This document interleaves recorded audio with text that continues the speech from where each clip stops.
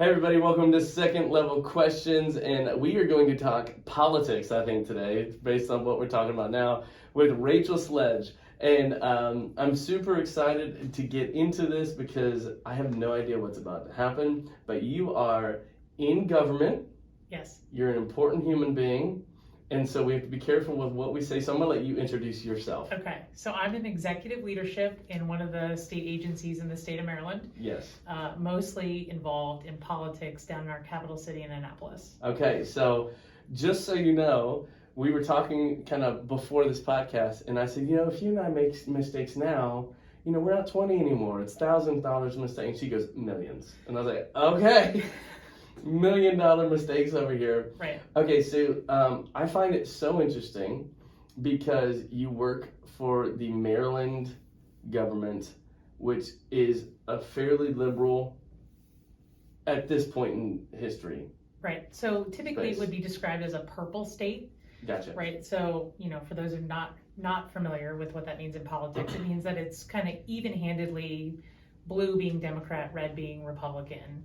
And mostly what you see is conservative Republicans on the Eastern Shore and then in Western Maryland. And then most of the metros tend to be blue, Democratic. Yes. And I pastored on the Eastern Shore of Maryland, so I'm full red. Right. Everybody's red that way. Now, what I think is very funny is, for the sake of this podcast, I'm going to make this distinction early. Okay. You don't believe, and I don't, I'm going to assume, red does not equal Christian. Correct. Christian does not equal red. Correct. Although they often, at this point, coexist. But we're going to talk about conservative and liberal. I think we're going to use those terms pretty interchangeably. Right. But I just want to say that we're not saying that if you are conservative that you're naturally in the Jesus corner. Correct. But we'll make that distinction later on, I think. Yeah. But all that being said, you are a credential holder. You are somebody who's, you and I have had a couple of really cool conversations at camp. That's why you're here. I love the fact that you're in government and you see things from a different perspective than most church people. So what are the things that you are working on in politics that church people aren't, because church people we only see news, sure, right? Like, what are the things that you're working on? Because not all politicians are terrible. I'm sure people are trying to help somebody somewhere. Yeah, I would say that all politicians are interested in helping people. People often equate to votes, though, so it's hard to say what someone's individual motivation is for why they're pushing a specific piece of legislation. But I would say that most people get into politics, especially in the state of Maryland. They're what we call citizen legislators. So it's 90 days of lawmaking, which leaves, another 2/3 of the year for them to go do whatever they're doing. What do they do? Well, most of them have regular jobs. So they're accountants, they're lawyers, they're, doing stuff in the tech world. So some of them are older, so they are retired. But most of them are in some other kind of field in a career that they've been in since they graduated high school, and then they got into politics in some way. Just talking for like 20 minutes off camera, I realized I know zero about politics. All I've done is watch The West Wing, and I think that's enlightened me. It's kind of like watching Grey's Anatomy and thinking you can be a doctor. There we go. Yeah, it's the exact same thing. Not the, so I really want to learn today about so right now, and be as open as you can. Sure. What are the leading issues? So you're in Maryland, so we'll go with Maryland, but I would imagine Potomac is similar in a lot of ways. What are the leading issues being discussed, being talked about? So right now, and this actually goes nationwide, we saw starting right around the pandemic, we saw EBT, which is electronic benefit transfer cards, that's formerly maybe have been referred to as food stamps. Yep. SNAP benefits, Supplemental Nutrition Assistance Program. Yep. Those benefits were actually being frauded and stolen in one of two ways. Either the card was being used and a skimming device was stealing the information off the card, or the individual was being frauded online in some way, or through the phone. So what happened is those cards were then cloned and people were using people's SNAP benefits that live in Maryland. They would be used in, like, for example, California. Okay. So they'd go to purchase their groceries and would have no money on their cards at all. Huh. Because it had been frauded and it had been used in some other state. And we've all had our card frauded at some point in our life. Right. But if there's no bank to call to fix it, That's correct. you're up a creek. You are up a creek. And because it's a federal funded program, there was very little avenues for states to be able to refund people these dollars. Yeah. Now that changed in December. President Biden did sign into law the ability for states to reimburse funds beginning from October 2022 until the present. But that still left, 18 months worth of activity, right? And so that's one of the major things that's happening across the nation. Imagine, for whatever reason, you are eligible for this benefit to be able to go purchase groceries, right? Without making any judgment on the individual. The fact is that their income level is such that they're eligible for this, right? Yeah. In different degrees. And you walk up to the cashier and you go to pay for your groceries and you have no means by which to purchase food for yourself or your family, right? For any of us who've had a credit card declined, like, that's embarrassing enough, right? Or if you're on a very tight budget and you don't have enough cash, so you got to put stuff away. But we're talking about people who can't even put food on the table for their families anyway, and now they're walking up to the cashier and they're not able to pay for their food. And maybe self-conscious about using the card in the first place, Right. So not the same, but a similar, like, my wife and kids are on, I forget which one it is. Which one's for old people, Medicaid or Medicare? That's Department of Health, and I don't know. Medicaid, so I think it's get it mixed Medicare. up. I think we care about old people, we aid the young. I think that's how I remember that. I think that's But, a good one. I'll remember that. Okay, but so my kids are on, they qualify for Medicaid. Sure. So it's great. It's such a, my wife and kids qualify for Medicaid, and it's a super great benefit for us and for our ministry, because you're talking, at one point it was $1,700 a month that we were trying to pay. But anyway, we had there was a paper mix up, and so we got a bill for one of the boys, just a checkup. They got this lung thing, and we took him into the ER, and it was a $3,500 bill. Yeah. And we don't have it. And like that moment as a parent where you go, well, I have no idea. I have no idea what we're gonna do. Right. Like, I can't imagine that for groceries. Because a medical bill I can push a little bit. Sure. But your kids gotta eat. So and for there to be 18 months of that is insane. So the fact that, like, people probably realized it, but it took 18 months to get fixed. When people want to fix it, I'm sure, but that's just the nature of politics, I guess. Right. That's the bureaucracy. It's a slow moving ship. Right. To fix problems. So here's my question. How do you merge your faith in politics? Sure. That's a question. Because everywhere I go, and I'm going to show my 31-year-old feistiness here, I cannot stand when Republican equals Christian and liberal equals Democrat, and it's just this argument, and I hear more about politics in church than I hear about Jesus. I can't stand it. You're on the opposite end. You're in the politics. Right. How do you merge those two? What's your role in all this? I think my role is to find a way to merge them, right? So instead of sort of categorizing this as Republican versus Democrat, liberal versus conservative, it's having an understanding of the gospel. Okay. Right? And so what does that look like with this issue with EBT fraud, right? People need to eat. Yeah. Where is the church? Because what I see in the Gospels is the disciples wanting to send the thousands away to go eat lunch. And what I see Jesus's response as is feed them. Mm-hmm. Acts 2, the church feeds them. Right. But let's figure it out. This idea of resources. Well, do we really truly believe that we serve the God who owns the cattle on 1,000 hill? Mm-hmm. Right? I mean, do we really, really believe that? Mm-hmm. Because if this is about resources, then the church really needs to respond by providing resources to the community. So make that pitch then, because one of my biggest issues so we focus on high school, middle and high schools, right? Right. So I can get a pastor on board with wanting to help their local school. It's very hard then, though, for us to find the gatekeeper to the local school so that we can help. I can have great programs, I can have great ideas, but churches and myself have a hard time. Okay, like let's say we want to feed everybody. All right, well, how do we do that? Like, do we start our own thing?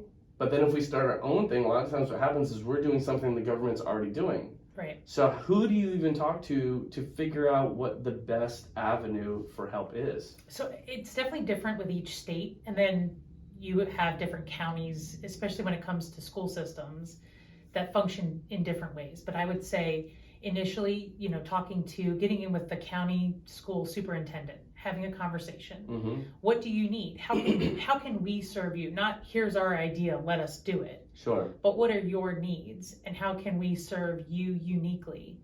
And I think that, again, going back to the Gospels, Jesus and the disciples aren't coming into each town forcing their agenda. Yeah. They're responding to the needs of the people there as is unique to the composition there, right? Even when Paul is writing to the churches, it's very specific to their culture. It's very specific to the people that are there, to the needs of that community.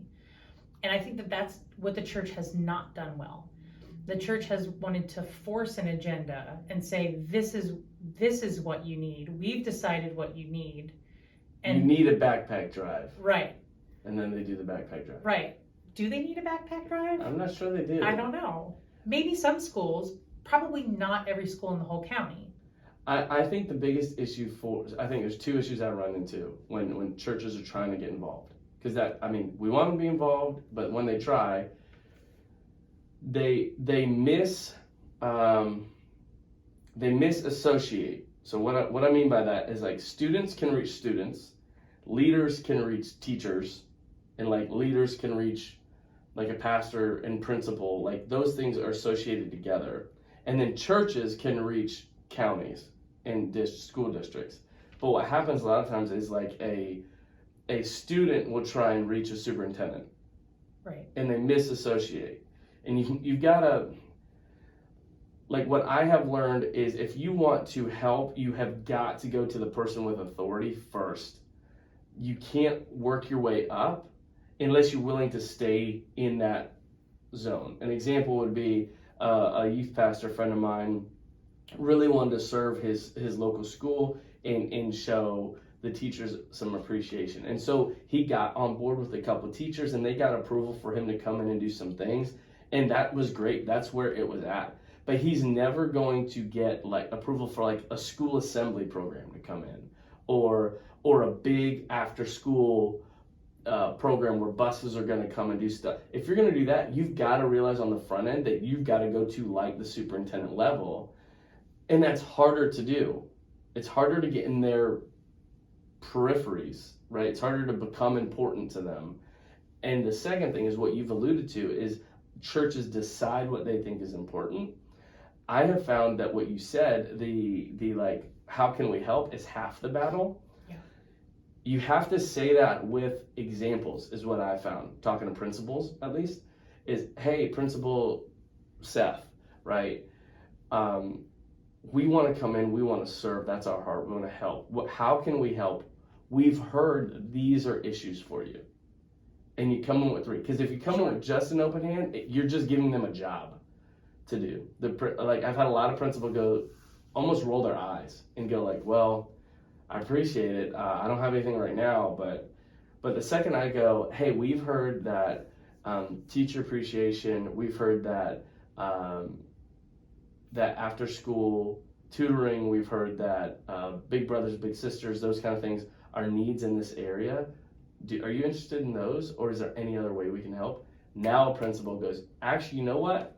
The drama team needs finances for the school play in August. Right. Cool, because what you've done is you've placed the burden of service on the principal or on the superintendent, instead of, which, if you're going to put that burden on them, that's not true service, right? So Correct. You're not actually helping them, you're just creating something more for them to do, right? Yes. Come up with a project.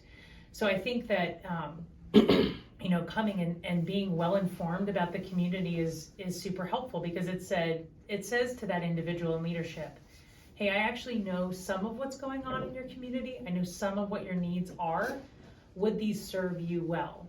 And if not, is there something similar? Can we sort of brainstorm, and can I help get those juices flowing so that we can work together to serve your students? And then I think also, as far as like youth ministry goes, it's taking a student along with you, not just in a way of like mentoring the student and discipling them, but it also shows the leader, I'm already invested in your school. Yeah. Whether you've seen me here or not, I already have students that I'm invested in, and I already have lives that are connected to your student body, and we're really actually here to help. Yeah. We're not here to just post on social media. There's a meme that's been floating around, I don't know if you've seen it, where the guy is like giving away groceries, and he's like holding up the iPhone, he's taking a selfie, right? And the commentary is basically like, why are you really giving away these groceries? Are you doing it for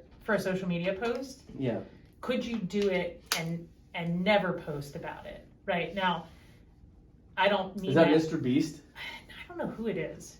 Mr. Beast does stuff like that, and he's caught flack for it too, because it's hard, because he's come back and said, if I don't post it, I don't make the money to do it. Right.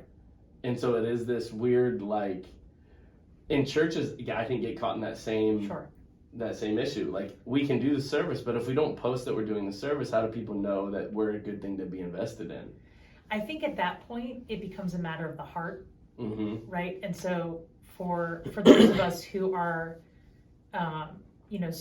sort of on the outside of church leadership looking in, the importance is to not judge the motivations of our church leaders, our pastors, when they're posting, right? But it's important to know, if I don't know that there's a service project going on in my church, I'm not going to show up, because I don't know that it's going on, right? So, and I think also for the community, if they're aware of social media, then they see like, oh, this church is giving away groceries on Saturday. If you don't post about it, nobody's going to know. I mean, so in some way, right? It is a marketing. It's the newspaper and it's flyers for the 21st century. So I recognize that, but I think that there are times where it does seem boastful in churches, like, see all the things that we do. And I think if you line up all the things that we've just talked about, you have to take them all together for it to make sense. Are you actually meeting a need that matters? Are you doing it with a servant's heart? I've heard some of the ladies say they've got taker energy. Yeah. That churches give off taker energy. Like, they just want things. Anything we do because we want something else. Right. And we don't want that. We want to give. We want to serve. And you have to have a good heart. And then I think you do have to communicate it. But if you're good at a piece of that and not the others, you get off the beaten path. Because then you get somebody like me, who I go to a great church and they serve our community, but they just got a big LED screen reboot, and it's like, okay, we have money for this. Do we have money to help the people? Right. But then the question, if you push pastors, if you go, how are you helping the people? Okay, we're doing this. Who came up with that idea? Our church staff. Who did church staff talk to about it? Our church staff. Right. Did you talk to any government officials? Did you talk to any Rotary clubs? Did you talk to any welfare people? Did you talk to... I mean, if you want to know, and I guess that's one of my questions, maybe we can pull from politics a little bit. How many times do you have to email somebody before they get back to you? How many times do I have to email somebody? I mean, you are important. So I formerly was chief of staff for a state senator. And in that role, unfortunately, I would have to email people in my current position frequently to get an answer. And so I decided that when I had my role, I wouldn't be that person. Gotcha. My goal is to respond within 24 hours maximum. If 24 hours has passed, then there's an issue that I personally feel I need to take care of. Sure.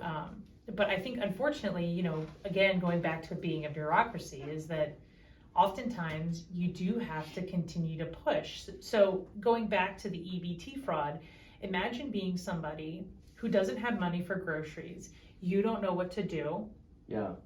And so you try to reach out and you're getting met with barriers, one thing after another, or your cry for help is not being heard. Yeah. And again, it's a system, so it's not perfect, but it is the system that we live in, right? That the government is the one that's providing these services. And I think that the church's response then is, and the church, I say that with a big C. I don't mean I don't mean the local church necessarily, but like you and I as the church. Yeah. If I'm the person standing in line behind that individual, be directed by the Holy Spirit, but I'm telling you that I believe that it is absolutely the will of the Father that you treat someone made in His image the way that you would want to be treated, even and if they're a Democrat. Even if they're a Democrat, and you pay for their groceries. Yeah, I completely even agree. if there's like a pack of cigarettes on the conveyor belt. I'm just saying. See, but what you're saying is the church does get caught up in that bit right there. Right. That it has to be submitted to this Christian ideal before I can participate.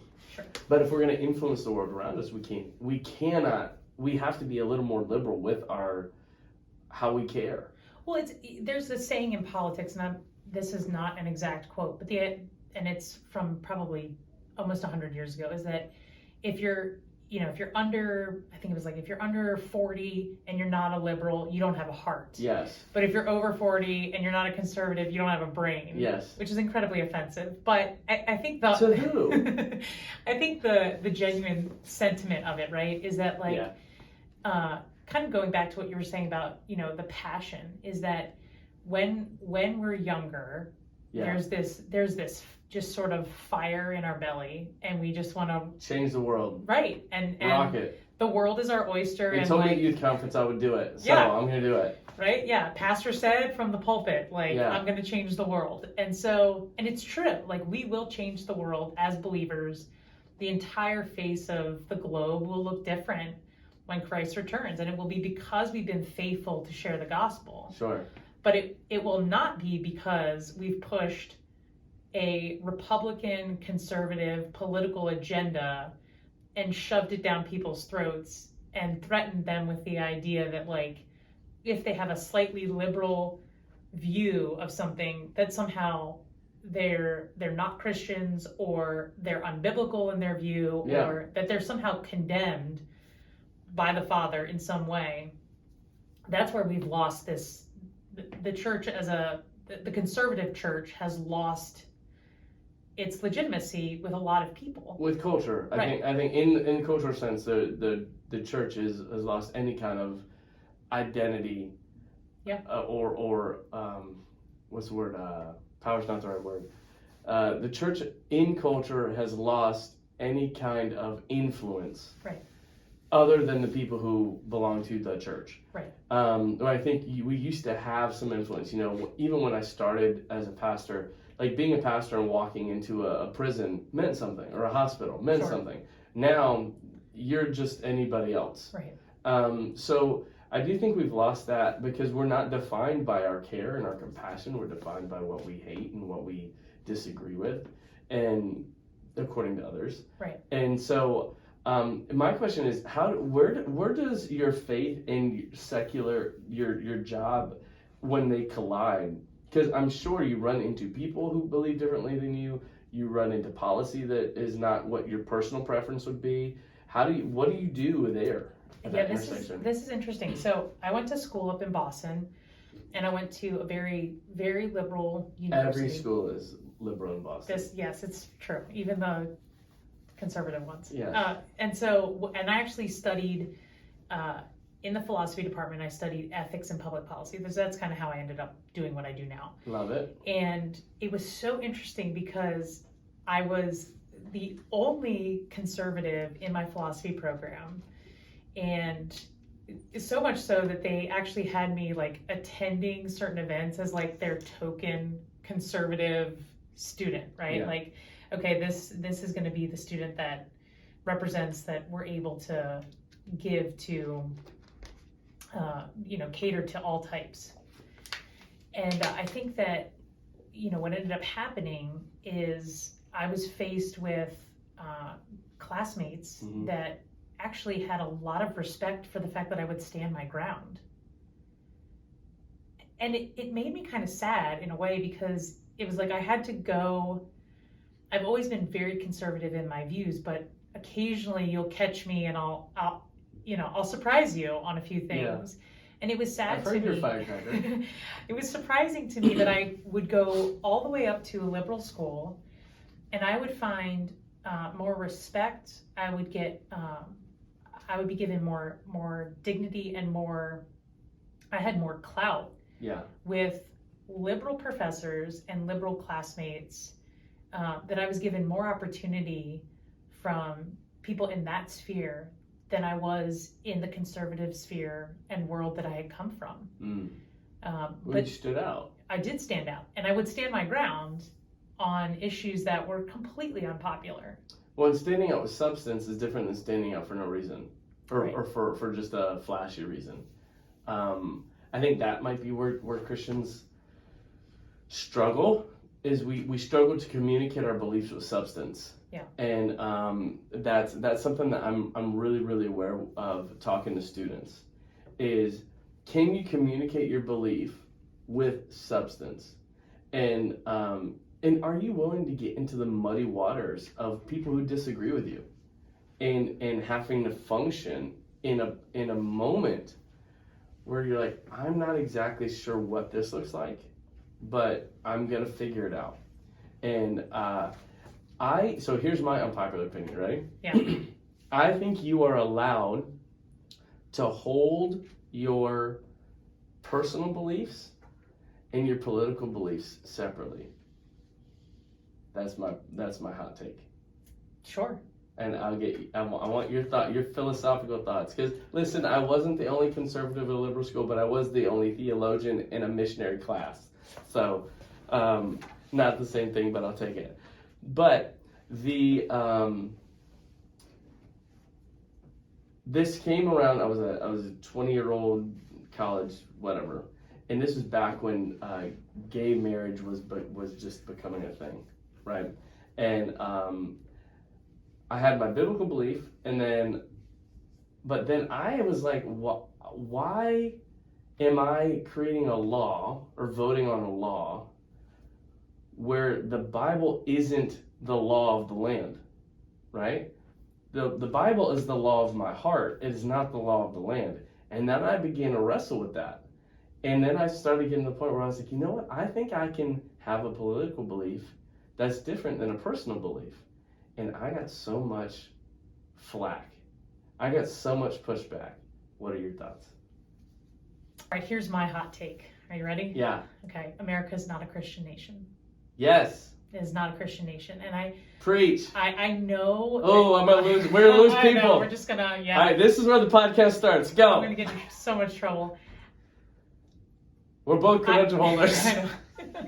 Listen, it is wonderful to look at our history and say, some of our founders, some, not all, were actually faithful Christian men. Yes. Who read the Bible and did not alter it. Yes. As some of our leaders did.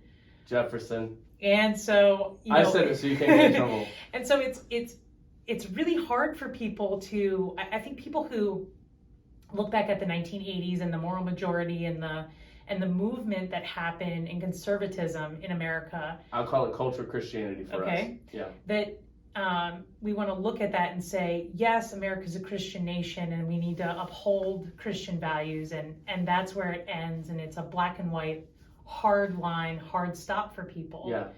But the truth is that even if we were at one time a Christian nation, in the year 2023, we are no longer. Correct. And if for no other reason than to look at the hearts of the people by the way that we elect individuals, it is the will of the American people to move away from biblical Christian values. And the more important question is, why is that the will of the people?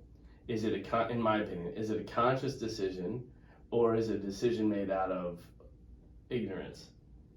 And I don't mean ignorance with a negative connotation. I just mean the more students I work with, the more years we get on, the less students have any context for any kind of faith. Sure. So of course, if there's no context for faith, then faith makes no sense. Right. So why would I vote based on faith, or want that to be a part of the moral fiber of a country, if I have no context for it? I don't see any value in it. Yeah, Church doesn't have any value. I think this is where the issue of discipleship comes in. Yes, which you wrote your thesis on. I did, yeah. And so I think that churches have not done a good job of actually discipling people, right? They've not done a good job of saying, here's the full context for why we believe what we believe, and this is the full context for how you walk that faith out. And so there's been a lot of legalism, and it's been a lot of rules and not a lot of explanation, which doesn't really work. We always use the analogy that new Christian believers are baby Christians, and yet we don't treat them that way because they're adults. Yeah. Right? Yet we allow children to ask why. And we give them answers. And why is probably one of my favorite questions to ask, and has been since I was a child. And then my favorite answer is no. But my favorite question is why? I mean, why? Why is there a rainbow in the sky? Now, you can give me all the science behind that. Yeah. And that's beautiful. And I love the science of that, right? But then you go back. That's the how. Yeah. Then you go back to Genesis, right? Why? I mean, as far as we can understand, prior to there being rain droplets falling from the sky, there was no reason for sunlight to shine through it, creating the prism that creates the rainbow prior to the flood, right? So why are there rainbows in the sky? There are rainbows in the sky unapologetically because it's meant to be a reminder that the Lord will not flood the earth again. Yeah. And yet we don't allow new believers to ask why, because we associate that with doubt and a lack of faith, right? So we don't allow them to ask hard questions because we use that as an indictment on their belief. We use that as a way to accuse people of not being all in. It's easier to get right action out of people than it is right belief, I think. Sure, right? And so my hot take to add on to yours would be, I think we've lacked in discipleship because discipleship is difficult to do at scale. And church is all about scale right now. Sure. Has been for 40 years. It's all about growth, leadership, organization. I mean, most degrees that pastors are getting in their masters is organizational leadership. Has nothing to do with theology, nothing to do with Bible, none of that stuff, right? So, but discipleship is one-on-one. Jesus did 12, right? Like, he didn't do 150. Right. Now, he communicated broadly. Sure. But discipleship is this much more intricate thing. So I think what I will say, as this is a Pastor Arin Youth Alive thing, pastors, if you're trying to find a takeaway for this conversation, stop trying to do your pastoring with so many people. Yeah. Pick a few people and pastor them better. Start there and watch the game change. Right. Well, I mean, salvation is free. Amen. Right? But discipleship is costly. Yes. And so I think that's where we've there's been a disconnect there, is that it's an investment.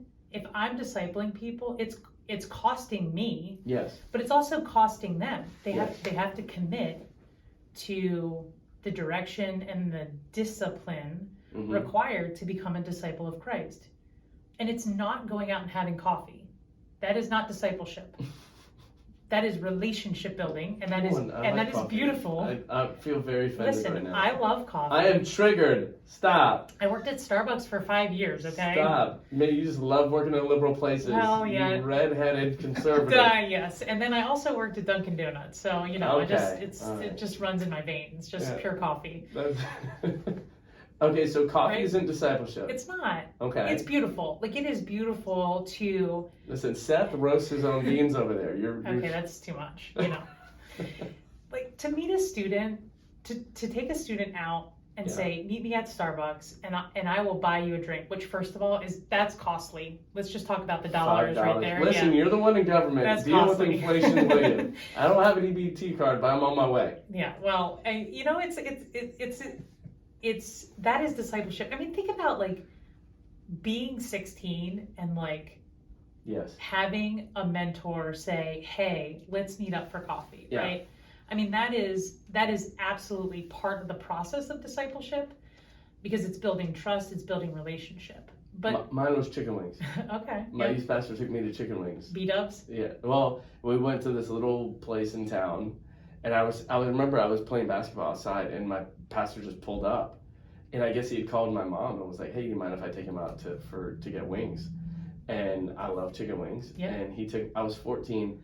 I still remember the feeling of like, he's gonna take me out. Right. And we went and we talked, and there was no agenda. He just took me out to get chicken wings. Right. And he was my favorite person after that.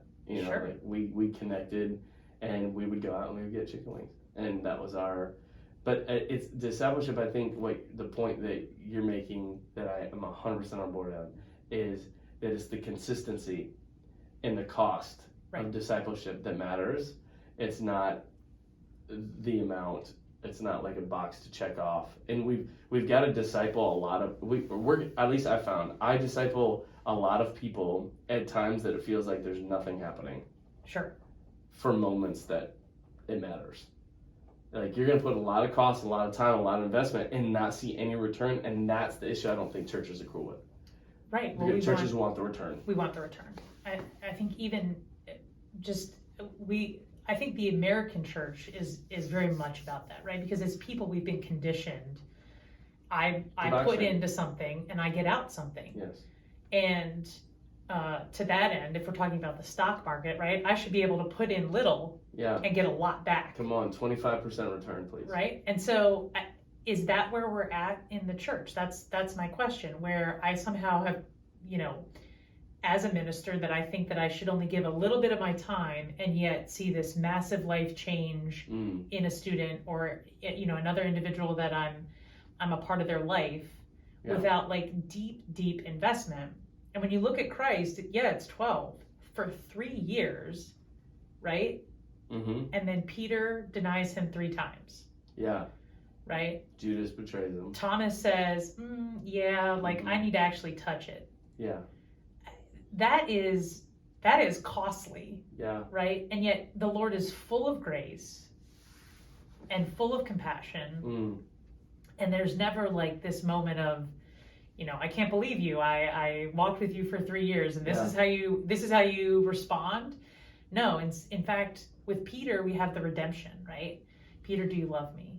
Peter, do you love me? Peter, do you love me? Right? The 3 for the 3 and that trade-off. And so I think for us, it should be, man, if I get to invest in one person, my whole life, if that's all that comes about, right? Mm-hmm. And that person's life is dramatically changed. Like, is that enough? Did I do enough? Yes. And I think our answer needs to be yes. We need to be faithful with the one talent, right? And just until the wheels fall off, or the Lord changes our direction, like that needs to be our focus. Yeah. And I think that instead, in the American church, it's been about diversifying and how many people can we touch and how big can our church grow. But I think that when we look at the New Testament, growth doesn't come from this sort of like agenda and program and plan. It comes from people being genuinely touched by the message, right? And it comes from It comes people. from a need. Right. Yeah. It comes from disciples of Christ going out and fulfilling the Great Commission and sharing with people the way that their lives have been changed. Have you heard the phrase persecution purifies? Yes.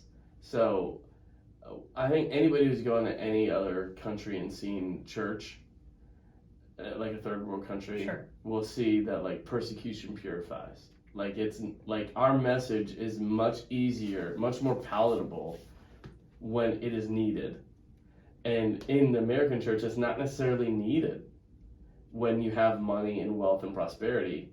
And I think something that you're seeing at large is people, students, parents are bailing out of Sunday services, Wednesday services, these quick touch points where what we used to do is we used to say, if you've given me for 40 minutes right. as a youth pastor, I'll talk to 100 kids and man, we'll get 100 people following Jesus. And now we're removed from that model and COVID happened and we realized, oh, that's not discipleship. That's good. I should communicate that stuff, but I've got to have some form of discipleship. And the programs and the pastors and the churches I see that are really making inroads, the success Youth Alive is having right now is when we're discipling one-on-one, Right. when we've got small groups, when we're doing workshops, and students come to those in droves. Yeah. When they are locked in, they're having conversations way better than the one we're having right now about the same things that we're talking about. Sure. What do I do with the LGBTQ movement as a believer? How do I navigate? How do I love? What does loving somebody look like who has a different belief system than me? Should I judge them? That's all of these things that take a long time. Carl Lentz, some people like him, some people hate him, whatever, I don't care. One of the best lines he ever had is, we should stop having conversations from big stages that are meant for small tables. Yeah. And that's the shift. And I can only imagine that's how you survive in politics. That like people have to know you to know that your belief doesn't come from a place of hate or judgment.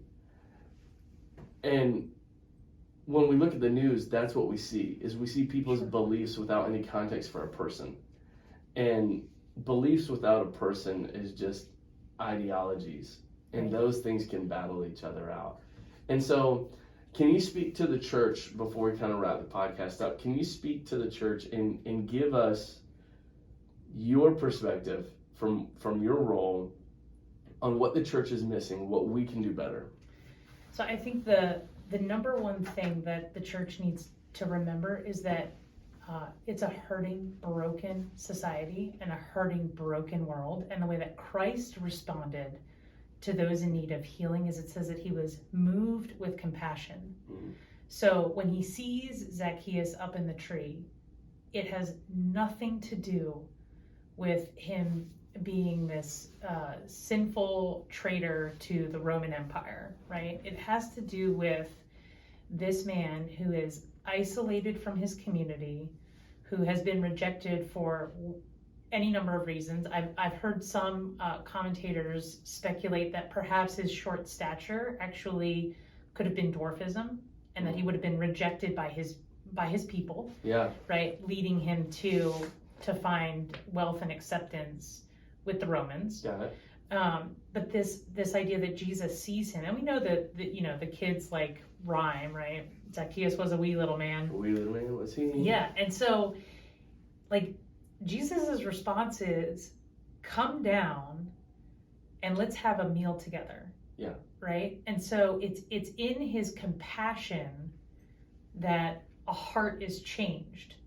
Not because Jesus drilled down on his sin personally, but Christ, of course, does address sin, but he addresses it much more broadly. Mm. When he's talking to an individual, it's always about the need for their heart to be healed above all else. So even when we see some of the physical healings take place, it's always about bringing somebody back into community. Because that's a good point. Right, because of the way that the society was structured, is anyone who was ailing in any way, that's really good. Because of Jewish law, they were literally rejected and isolated from their community. I mean, the woman with the issue of blood was literally not supposed to be out and about where she was, right? And yet, as much as it's about her physical healing, it's about emotional healing, spiritual healing, mental healing. Imagine being isolated from community for 12 years. So we should pass. So what you're saying then is that we should pass on the opportunity to speak to someone's hurt sometimes, to get even further into like their heart. Like 2 days ago, talking to somebody who was you came out to me and to the group that we're in.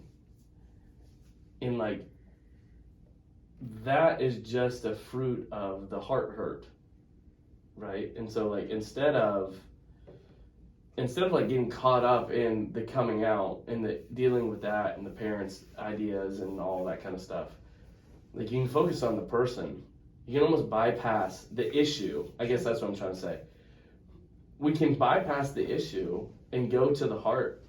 It is an example of what Jesus gave us. Right. Well, let me just say this, that individuals who are struggling with their sexual identity or gender identity, that is so complex and far more complicated than the church has wanted to make it. Yes. And there are things at play, there are things involved in how that student got there, that unless you take time and build trust for them to fully open up, you're not going to know what the core issue is there. You're not going to know what the root is. Yeah. And so I promise you that the issue is not that they're LGBTQIA identifying. Yeah. That is not the issue. Correct. The You issue said that much better than is a deep heart issue. And I think that once a student begins to trust the adult, then it opens up the opportunity to just have genuine conversation. And we have to be driven by compassion, because as much as the church has packaged this as a choice, I think we're past that. As a society, I think we're past that. I think at one time we had people making conscious, sinful choices. Mm-hmm. And I have to say that right now in 2023, as far as 11 to 17-year-olds go, we are past this being a conscious choice. This is something that they're experiencing, and their experience is valid. And we need to just minister to their heart, because there has to be deep wounds that are leading to them not having a full understanding of their identity as Christ created them. The problem is that it takes too long. It does take long. It takes too long. It takes too much time. It takes too much effort. I have to hear the same stories over and over again. I don't want to. I want to fix it. I want to get it done now. That's the issue that we run into. We talk about the blue-haired lady. We've talked about that on the podcast before. Someone who's very difficult to love. How do you find somebody that's difficult to love, and you love them, and you pray for them until your heart breaks for them? Like, that compassion that you're talking about is so important. I think that the church, and I will die on this hill, I think that the church has been really good at some things. One of the things that we've not been good at is, I think you have the right to speak into someone's life equal to the relationship you have with them. Sure. So what you're talking about is, if you want to talk about an intimate topic like their sexuality, you better have earned that right to speak into their life. I think the church has committed relational theft very often. Yeah. Where we've spoken to people we've had no relationship with. And I don't think that's the example that God gave us. Right. I mean, God cared so much for us that he was willing to humble himself and earn this right to speak to us through sacrificing everything. I think we can do the same. Sure. And we should do the same. It's the example that we have. Yeah, I mean, I think this is probably one of the biggest mistakes I made in my early 20s, early in ministry, was this, like, failing to have relational equity before I would speak the truth. Like, I was so zealous for the truth, and I still am zealous for the truth. Like, I love the Word of God. I love the truth that Jesus presents to us. But I have learned as I've gotten older that it really is about like sweat equity, right? Have I really actually like invested in this person? Do they trust me enough? And then if they trust me enough, do I really need to point out their sin, or am I going to look at the examples in Christ's life and know that like hearts are turned not because, you know, I've addressed their sin as sin, but because they're drawn to the heart of Christ, and like the Holy Spirit has gone and he's done his work, right? Yeah, you got to be playing in the same sandbox before you can talk about any of that. Right. So what you're telling me is the key to all of our political woes is discipleship. I think so. I mean, that's. I really do. I think the church needs to return to genuine discipleship, and we talked about this earlier.